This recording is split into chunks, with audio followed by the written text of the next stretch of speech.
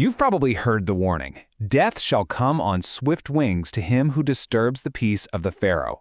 It's this chilling line, supposedly etched at the entrance of a 3,000-year-old tomb, that kicked off one of the greatest mysteries of the 20th century. But here's the question. Was it real, or was it just the hook for a story that's way more incredible than any ancient curse? Let's find out. Okay, so picture this. It's 1923, just months after the tomb of this forgotten pharaoh is cracked open. Suddenly, you get this perfect storm of weirdness. A famous novelist goes public with a warning about a terrible punishment. Then, just 12 days later, the guy funding the whole expedition, Lord Carnarvon, dies. And get this, at the exact moment of his death, the entire city of Cairo is plunged into darkness.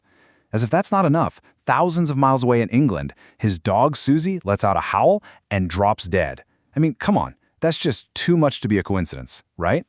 Today we're pulling back that solid gold mask on the story of King Tut's curse. This is a tale of death, an incredible discovery, and, most importantly, how a myth cooked up by the media made a forgotten boy king absolutely immortal. Here's how we're going to break it all down. First, we'll get into those chilling headlines about the deadly curse. Then we'll rewind to the jaw-dropping moment of discovery. After that, we'll see exactly how the media spun this legend, and we'll meet the real, fragile king behind the myth. We'll wrap up by unraveling the whole thing with a bit of science and logic, and finally we'll uncover the one curse that, believe it or not, actually came true. So how in the world did this story about a supernatural curse grab hold of the entire planet? Well, it didn't start with a bang. It actually started with the chirp of a bird. Right after the tomb was opened for the first time in millennia, the head archaeologist, Howard Carter, had an uninvited guest. A cobra? I mean, the ultimate symbol of the pharaohs, the snake on their crowns, slithered into his house and ate his pet canary. For the local Egyptian workers on the dig, this wasn't just some random event. No, this was a message, loud and clear from the spirit of the dead king. Back off. After Lord Carnarvon died, the floodgates just opened. Newspapers, desperate for a sensational story, started connecting literally any death they could find back to that tomb. An American financier gets a fever after visiting Egypt. The curse. A radiologist who x-rayed the mummy dies suddenly. The curse. The connections got weaker and weaker, even including the tragic suicide of a man whose son was merely connected to the dig. With every new headline, the media-built legend of the curse just got bigger and bigger. But look, to really get the myth, we have to go back to the moment that lit the fuse. A discovery so incredible, it almost sounds like a myth itself. So let's talk about our hero, Howard Carter. He wasn't some fancy academic. He was the son of a painter who got his start in Egypt as an artist. And for 15 long, hard years, he'd been obsessed with finding the tomb of this minor, practically forgotten pharaoh named Tutankhamun. His sponsor, Lord Carnarvon, had already sunk a fortune into it and was about to pull the plug. This was it, Carter's last chance.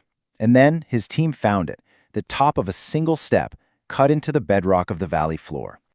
You have to understand, what they found was beyond anyone's wildest dreams. This wasn't another looted, empty chamber.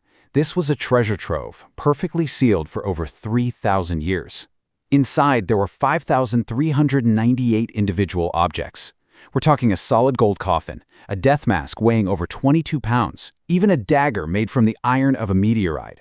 It was, and it still is, the single greatest archaeological discovery in history. Period. Carter chiseled a small hole in the sealed doorway, held up a candle, and peered into the blackness. As his eyes slowly adjusted, he started seeing the glint of gold everywhere. Behind him, a very impatient Lord Carnarvon finally asked, "Can you see anything?" And Carter, just completely awestruck, could only manage to whisper back those famous words, "Yes, wonderful things." Now, a find this big was always going to make headlines, but the story the world ended up getting wasn't just about history, it was about horror. And that, my friends, was completely by design. So here's where it gets interesting. Lord Carnarvon sold exclusive rights to the whole story to the London Times. That meant every other newspaper on the planet was left out in the cold. They were locked out of reporting the actual facts. So what do? Well, you invent a new story. If you can't report on the treasure, you create a story about a curse. And boy, did they create it. Headlines like these just screamed from newsstands all over the world. Every single time someone even remotely connected to the dig got sick or died, no matter their age or what they died of, the papers just shouted that the curse had struck again. You know, this wasn't about journalism. It was a business competition, and sensationalism was the name of the game. They were building a blockbuster horror story, one death at a time. But this monster they created, this vengeful spirit lashing out from the grave, could not have been more different from the actual person who was buried in that tomb. So let's meet the real Tutankhamun. So, the world was picturing this all-powerful pharaoh, strong enough to curse his enemies for all eternity. The reality? He was a fragile boy who became king when he was about 9 and was dead by the time he was 18. Honestly, in the grand scheme of Egyptian history, he was so insignificant that later pharaohs literally chiseled his name off of monuments, which, ironically, is the only reason his tomb survived, hidden from robbers for all those centuries. His short life was one of constant, debilitating pain. He was the product of generations of royal inbreeding. Yep, his parents were brother and sister, so he was suffering from all sorts of genetic problems. He had a severe clubfoot that made it impossible for him to walk without a cane. He had a painful bone disease, and we know from his mummy that he was infected with malaria. Those 130 walking sticks they buried with him, they weren't just for show. They were medical devices for a king who could barely even stand on his own. Okay, so we've got a frail boy king on one side and a total media frenzy on the other. Now let's see what happens when we throw a little bit of science and common sense at these supernatural claims.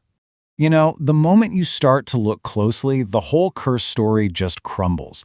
That terrifying inscription that everyone was quoting, totally made up by a journalist, never existed.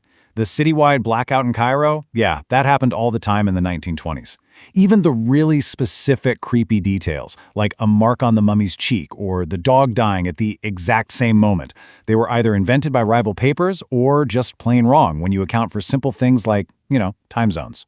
Science gives us much better explanations. Lord Carnarvon, for example, was already in pretty poor health. And you have to remember, this was 1923. There were no antibiotics.